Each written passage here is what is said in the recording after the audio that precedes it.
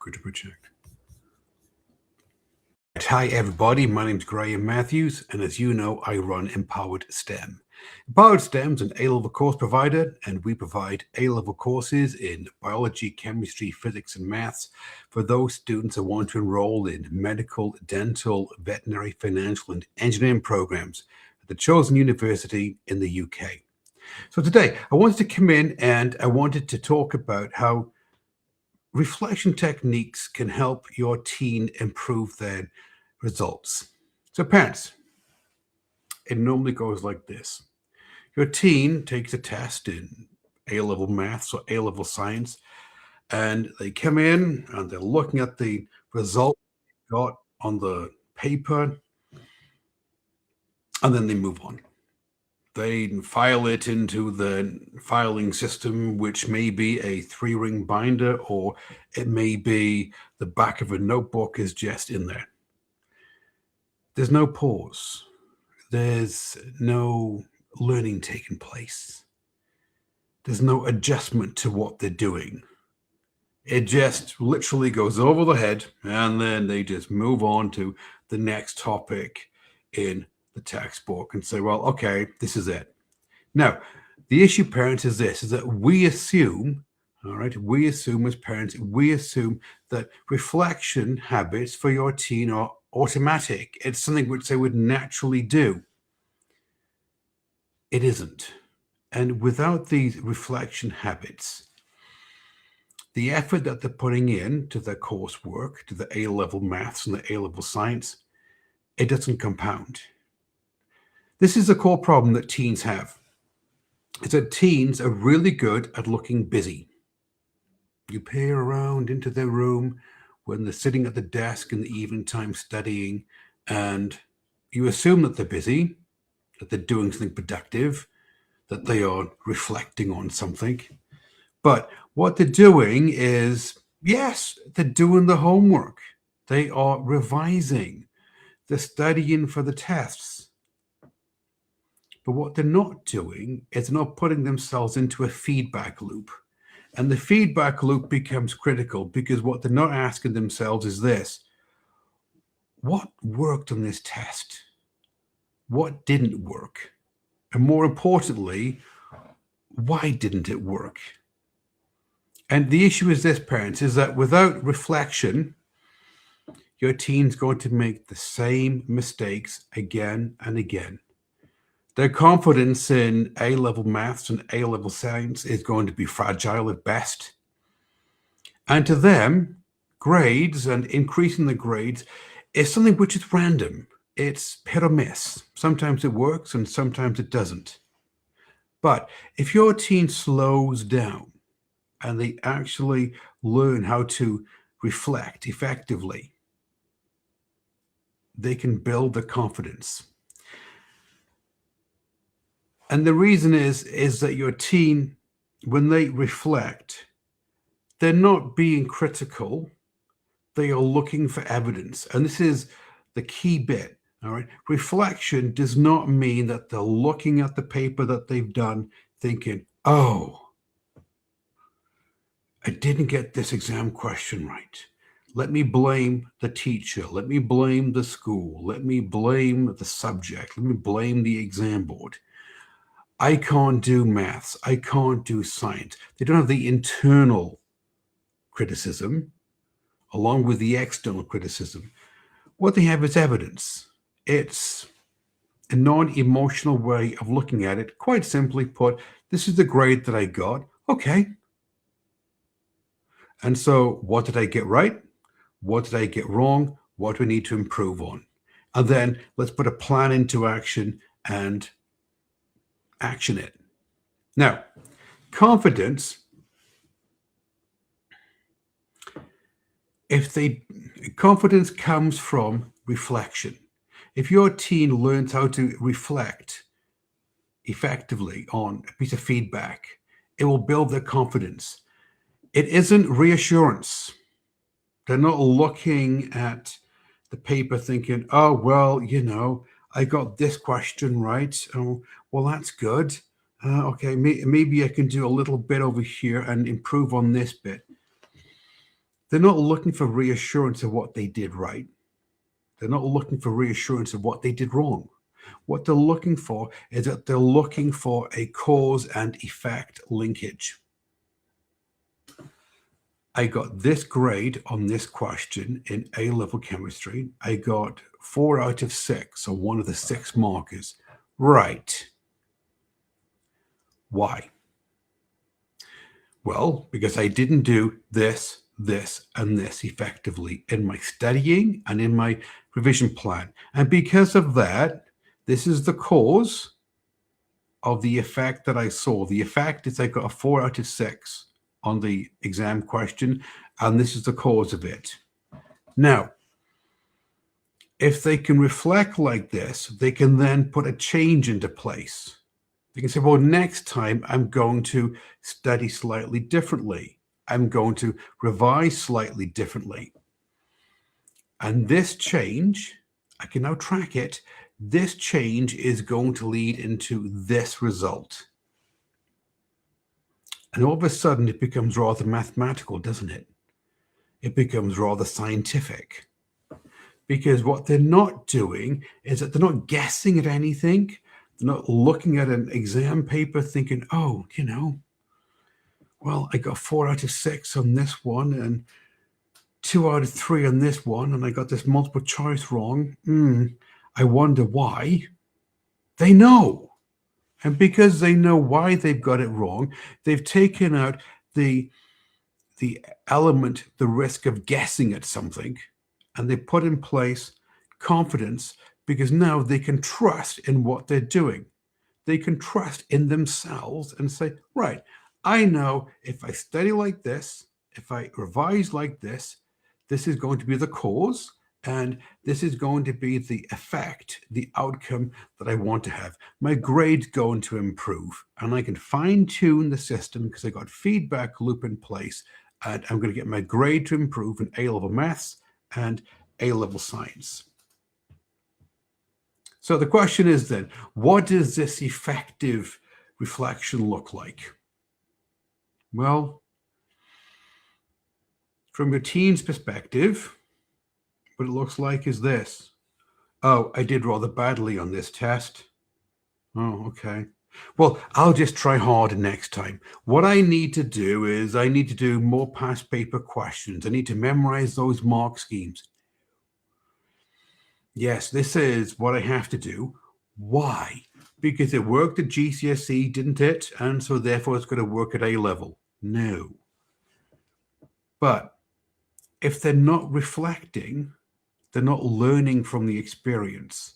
And what happens is they start to spiral down in this self-blame. I can't do maths. I can't do science. Why did I pick these A-level subjects?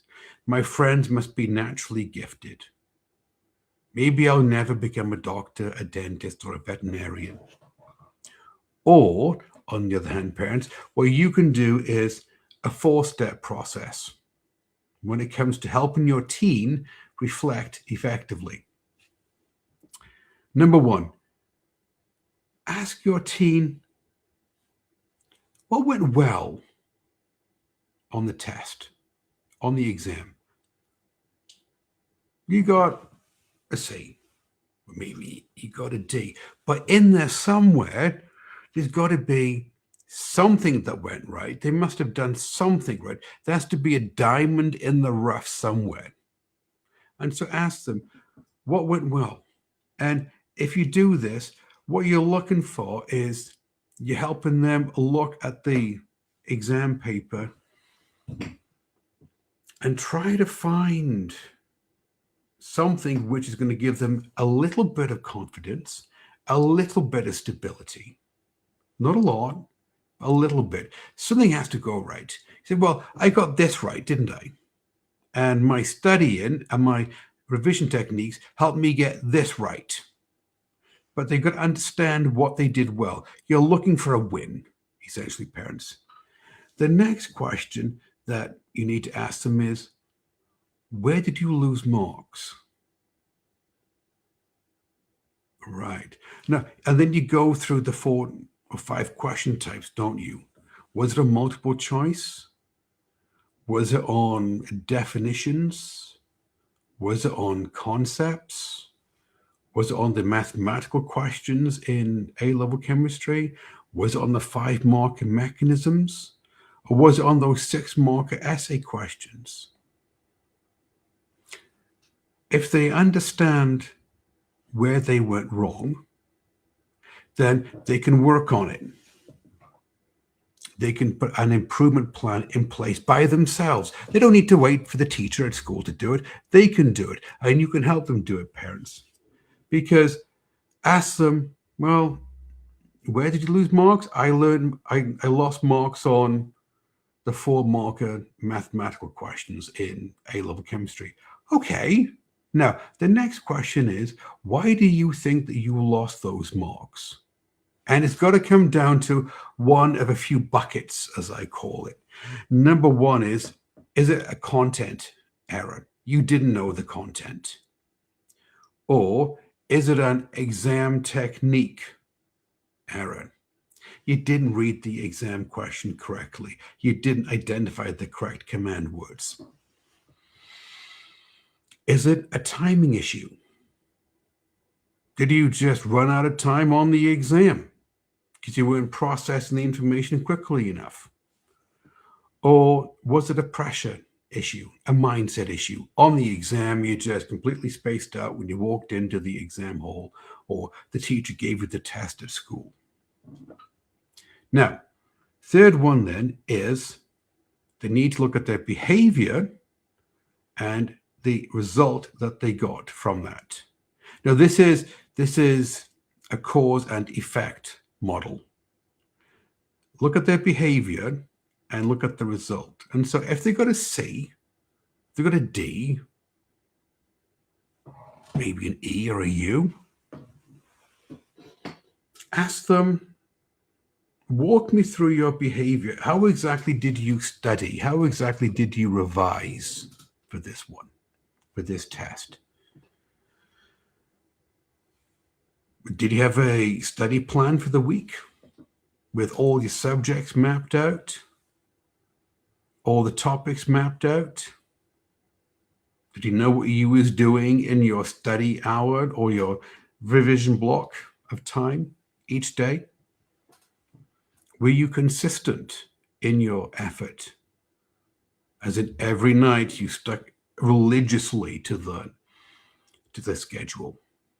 Or was it you kind of waited until the last minute because you ran out of time and then, well, you pulled an all-nighter hoping for the best?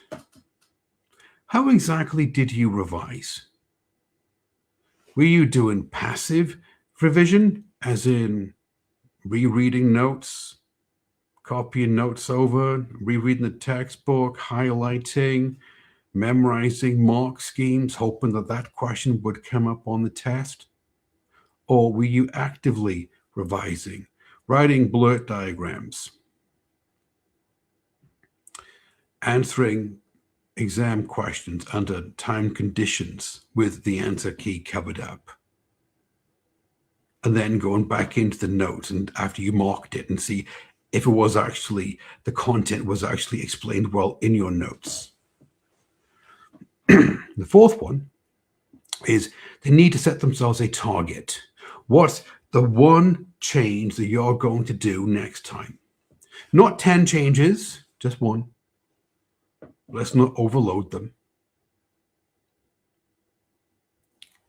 And what you're causing them to do is you're causing them to see insight. Now, they are autonomous individuals, and so they need to see the insight. They need to say, right, I got this result because I didn't have a schedule plan mapped out for the week. I was kind of winging it. I waited until the last minute, and then there was too much information for my mind to absorb. And this is the reason why I didn't do too well in this test, because I had chemistry and biology and maths that week. Because if they can gain insight into what they did right and what they did wrong, then they can put an action plan together. And an action plan coupled with a feedback loop is going to make their grade increase. It also gives them clarity.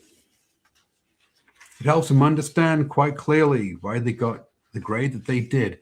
There is no rumination involved. There's no emotional aspect. There's no external blaming of the school, the teacher, the exam board, the subject, the fact that they've got 3, 4 A levels that they're taking. Now, parents, at Empowered STEM, we offer A-level courses, like I said at the beginning of this live stream, and they're based on the STEM Path method. The STEM Path method is our 4-step method for helping teens climb the grade ladder, as we call it, their journey to an A or an A star in A-level maths and A-level science. And so it closely mirrors what I've been talking about in this live stream. Because what it allows your teen to do is to reflect on the work that they did, and so they can put a plan together to get the result that they want. It highlights the cause-effect model that we've been talking about. It starts out with precision diagnosis. Precision diagnosis is this, is that it allows them to look at the homework, the tests, and their exams, and to see exactly where they went right and where they went wrong.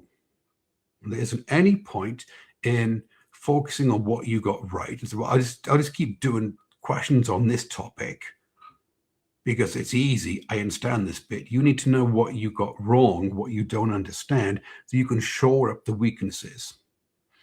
It also takes out the emotional element, the guesswork, the self-incrimination, the rumination, because it's just data on a page.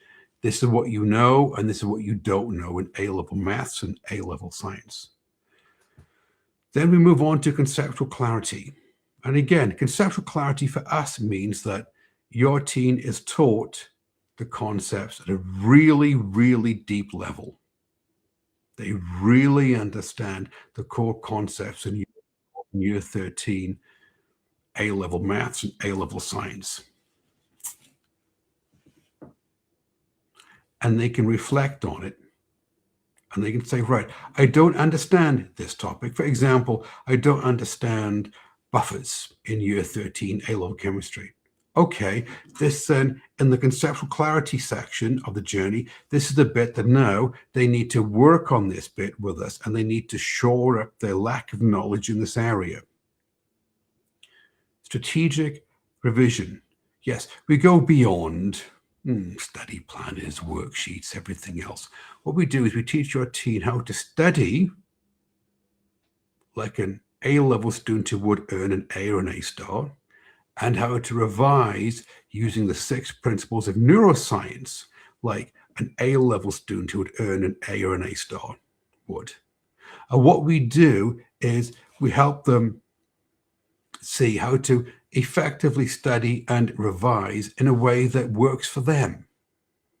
Because it isn't one size fits all, is it? And the 4th bit is medical mindset. So after they've looked at the way that they study and the way that they revise, and they've tweaked it and they got this bit correct, the medical mindset becomes important, because the medical mindset is where we help your teen rewire the way that they think about A-level maths and A-level science. Because when you think about it, the only difference between an A and an A star student and a student who's got a C or a D is the A or the A star student has the medical mindset, as we call it. They have the behaviors, the beliefs, and the values of an A star student who is going to earn those grades at A level, and also do very well in the chosen university and be well on the way to becoming a doctor, a dentist, or a veterinarian. So what exactly can you do then, parents, to help your teen learn how to reflect effectively on their work? How can you do this? How can you support them without pressurizing them, without becoming a nag? You know, as I call it, without becoming the referee who's in the game, on the field with them, handing out the red card, as compared to the coach on the sideline, helping them perform at their best? Well, first thing is, imagine two sides of a coin. One side of the coin you don't want to go down, and this is this. Do not ask your teen questions based on belief stems, which is why. So a belief stem is when you ask a question which starts with why. Because if you do that, you will get a belief. And as soon as you get a belief from your teen, then they will defend the belief because it's part of their identity. So don't ask them, why did you get this grade on this test? I thought you was upstairs studying all weekend, weren't you? Why are you not doing so well in A-level maths and A-level science? You did so well at GCSE. Why are you not like your friend? I mean, she just seems just to get straight A's, easy. Because if you do that, what you do is that you force your teen into retreat into what we call the circle of sameness, which means that now they're on the defensive, they go back into what they know what to do, which is GCSE, studying and revision techniques, and then they become defensive and they basically shut down. They hide behind a wall. Right? You don't want to do that. On the other hand, flip side of the coin, on the other hand, how about you use question techniques that are based on behavior stems?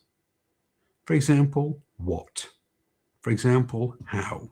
Because a behavior, somebody will feel more comfortable talking about a behavior and how they can change it because it's not linked so clearly to the identity of the individual, is it? So, for example, you could ask them, all right, so on your test, what did you think that you did right? How exactly did you study for this topic right here? Now, proton NMR, that seems pretty complicated. You have to explain this one to me, but what exactly did you do to study for that? How exactly did you revise? Because you did well on this one.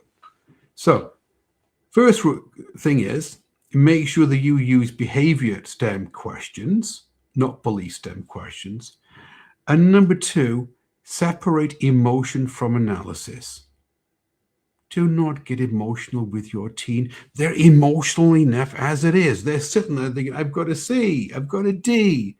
The last thing they need you to do is get emotional with them, get angry with them, and then link their identity to the result that they've got. In other words, make them feel stupid. You don't want to do that. So you've got to separate emotion from analysis and tell them, look, this test is not you. It's not who you are as an individual. It isn't who you are as a person. We're just having a look at this test and saying, what can we do together, build the bridge, to help you do better on the next test? And then focus on one adjustment. Do not stand there with a clipboard going, well, what you've got to do is, well, we've got to get a study plan going, a study planner, a study plan. Yes, we've got to take away all the free time on the weekend, don't we? We got to be up in your room. No, just try one thing which is achievable. One thing which they can do in the course of a week, in the course of 21 days. The 21 days comes in because it's the amount of time you need in order to form a habit. And then reinforce the trajectory and not the outcome. Meaning, they're on the path to the A or the A star. The grade that they get has to be the best grade that they can possibly get, and they know it. They know it and you know it, that they couldn't have done any better in A-level maths and A-level science. Reinforce with them, parents, that they are on a trajectory, a path up to the greatness. It's not the grade that they got on the test which becomes important. It's the journey. Now, as always, parents, is there a student story behind this one? Yes. Let me tell you about Sophia. Well, when Sophia came to work with us in year 13, she'd been predicted an A. by a teacher in A-level chemistry. Year 13, she was sitting at a D. Something happened from year 12 to year 13. She was sitting at a D in the mark book, and she was beside herself. She was trying to reread the textbook. She was trying to copy over her notes. She was trying to highlight. She was trying to use flashcards. She was watching YouTube videos. She was putting in the time, effort, and attention, parents, but unfortunately, she wasn't getting the result that she wanted. Because it's like you can run to the east as fast as you want, but you'll never see a sunset. So what we did is we taught her how to reflect, how to slow down, pause a minute, take a breath. Let's look at the exam paper that you got. And we walked through the same exact pathway that I talked in this live stream. So we taught her how to look at the data that she could read on the paper, reflect on it, and say, this is her study skills, these are her revision strategies, and here's her mindset. This is what she knows for content. Here's her exam technique. And then we helped to put a plan together. And the plan included a feedback loop at the end of every test. We looked at it. We helped her see where she went right, where she went wrong, and how she could improve by improving one small action, one step at a time. At the end of year 13, parents, Sophia walked out of A-level chemistry with an A star. She enrolled in King's University, her top choice school, and she's studying to be a dentist.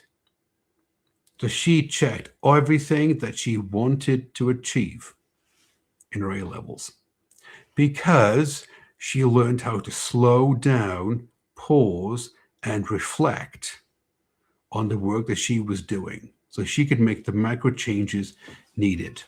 Now, let me answer a couple of questions, parents, because parents always ask me this one.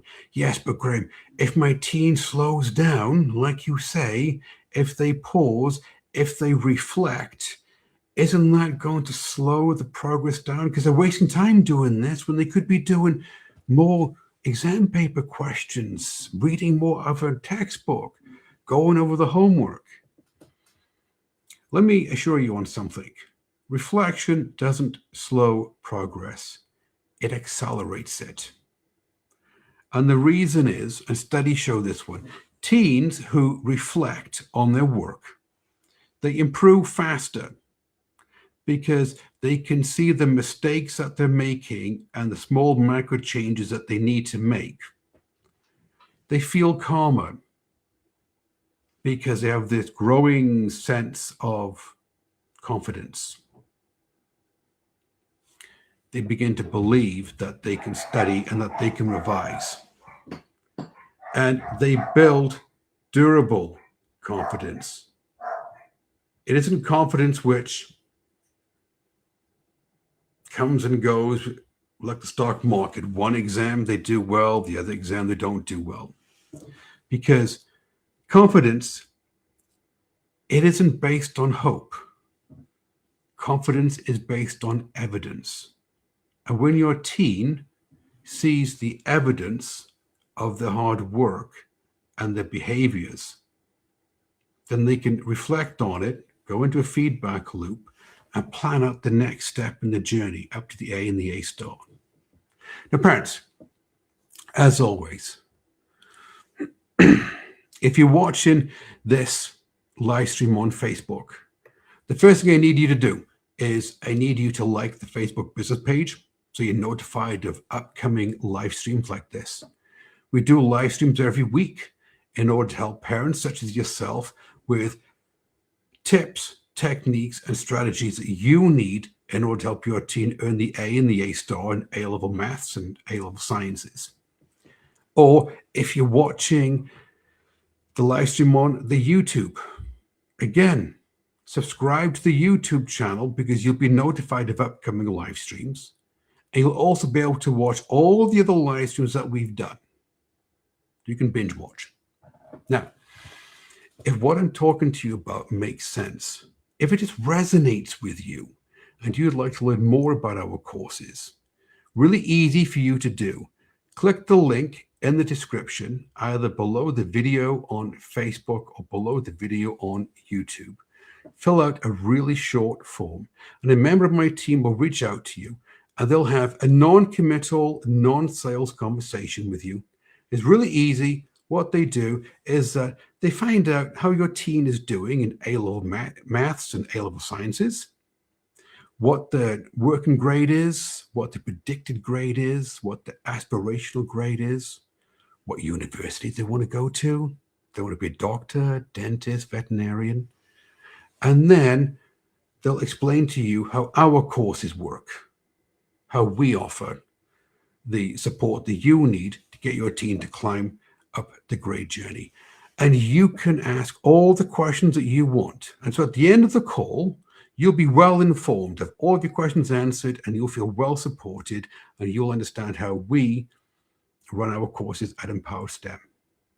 And if it's a good fit for your teen, and if we think we can help your teen, well, then you can make the informed decision on investing in one of our courses. Everybody take care, and I'll see you in the next one.